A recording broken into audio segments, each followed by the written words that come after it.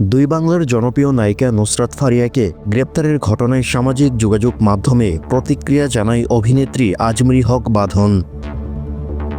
সোমবার ১৯ মে ফেসবুক পোস্টে ফারিয়াকে গ্রেপ্তারের উদ্বেগ প্রকাশ করে বাঁধন লিখেন, কি লজ্জার বিষয়, এ মেয়েটির কোনো দোষ নেই, সে মোটেই দায়ী নয়।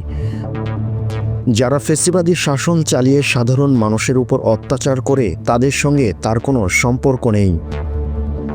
অভিনেত্রী আরও লেখেন, বর্তমান পরিস্থিতি এবং ব্যবস্থা নিয়ে আমি গভীরভাবে উদ্বিগ্ন। আমরা এমন দেশে বাস করি না যেখানে ন্যায় বিচার সাধারণভাবে প্রচলিত, তবে এভাবে ঘটনাটি একেবারে গ্রহণযোগ্য নয়।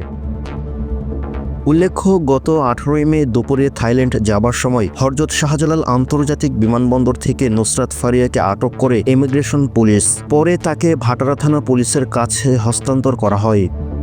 এরপর থানা থেকে নুসরাত ফারিয়াকে ডিবি কার্যালয়ে নেওয়া হয়। আজ হত্যাচেষ্টা মামলায় ফারিয়াকে কারাগারে পাঠানোর আদেশ দেন আদালত।